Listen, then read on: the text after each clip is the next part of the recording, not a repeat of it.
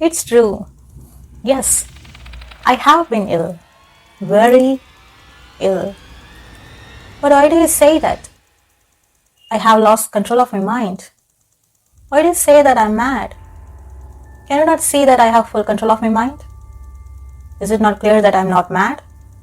Indeed, the illness only made my mind, my feelings, my senses stronger, more powerful. My sense of hearing especially became more powerful. I could hear sounds that I never heard before. I heard sounds from heaven and I heard sounds from hell. Listen, listen, and I will tell you how it happened.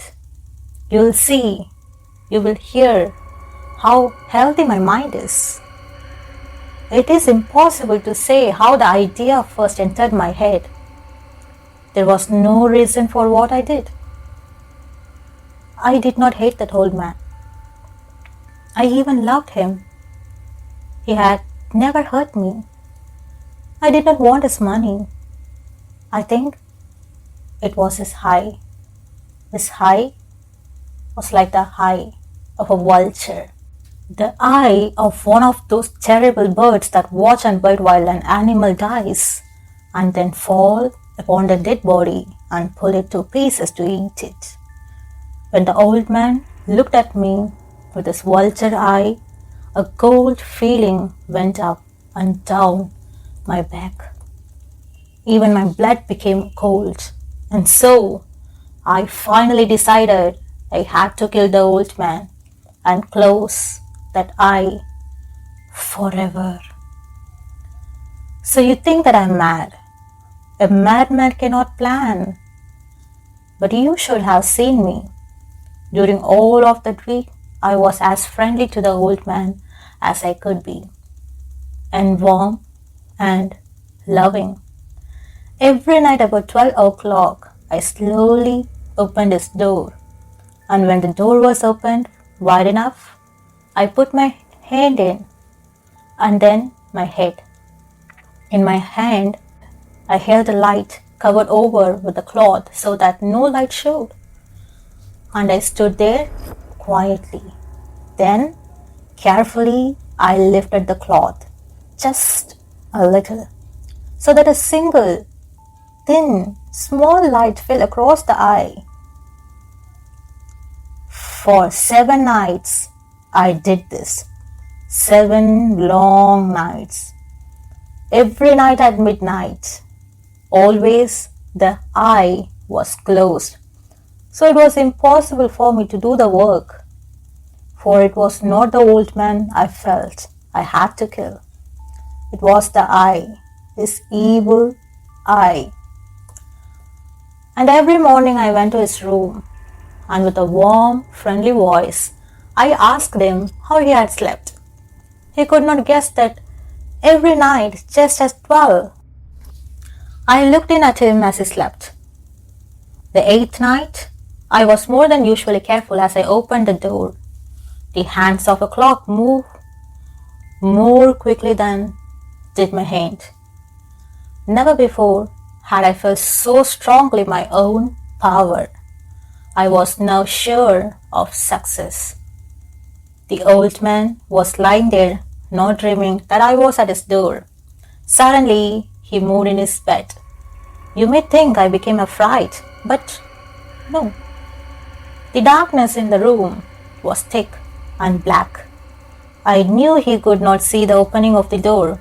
I continued to push the door slowly, softly. I put in my hand with the covered light. Suddenly, the old man sat straight up in the bed and cried, "Who's there?" I stood quite still. For a whole hour, I did not move, nor did I hear him again lie down in his bed. He just sat there, listening. Then I heard a sound, a low cry of fear which escaped from the old man. Now I knew that he was sitting up in his bed, filled with fear. I knew that he knew that I was there. He did not see me there.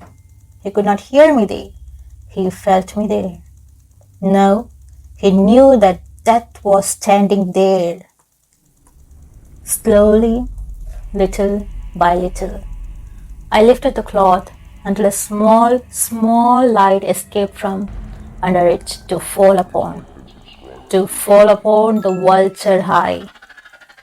It was open, wide open, and my anger increased as it looked straight at me. I could not see the old man's face, only that eye, that hard blue eye, and the blood in my body became like ice. Have I not told you that my hearing had become unusually strong? No. I could hear a quick, slow, soft sound like the sound of a clock heard through a wall. It was the beating of the old man's heart. I tried to stand quietly, but the sound grew louder. The old man's fear must have been great indeed, and as the sound grew louder, my anger became greater and more painful. But it was more than anger. In the quiet night, in the dark silence of the bedroom, my anger became fear. For the heart was beating so loudly that I was sure someone must hear. The time had come. I rushed into the room crying, "Die, die!" The old man gave a loud cry of fear as I fell upon him and held the bed covers tightly over his head. Still, his heart was beating. But I smiled as I felt that success was near. For many minutes, that heart continued to beat, but at last the beating stopped. The old man was dead. I took away the bed covers and held my ear over his heart. There was no sound. Yes, he was dead, dead as stone. His eye would trouble me no more. So, I'm mad, you say? You should have seen how careful I was to put the body where no one could find it. First, I cut off the head, and then the arms, and then the legs. I was careful not to let a single drop of blood fall on the floor. I pulled up 3 of the boards that formed the floor and put the pieces of the body there. Then I put the boards down again, carefully, so carefully that no human eye could see that they had been moved. As I finished this work, I heard that someone was at the door. It was now 4 o'clock in the morning, but still dark. I had no fear. However, as I went down to open the door, 3 men were at the door, 3 officers of the police. One of the neighbors had heard the old man's cry and had called for the police. These 3 had come to ask questions and to search the house. I asked the policeman to come in. The cry, I said, was my own. In a dream, the old man, I said, was away. He had gone to visit a friend in the country. I took them through the whole house, telling them to search it all, to search well. I led them finally into the old man's bedroom. As if playing a game with them, I asked them to sit down and talk for a while. My easy, quiet manner made the policeman believe my story. So they sat talking with me in a friendly way. But although I answered them the same way, I soon wished that they should go. My head hurt, and there was a strange sound in my ears. I talked more and faster. The sound became clearer, and still they sat and talked. Suddenly, I knew that the sound was not into my ears. It was not just inside my head. At that moment, I must have become quite white. I talked still faster and louder, and the sound too became louder. It was a quick, low, soft sound, like the sound of a clock heard through a wall, a sound I knew well.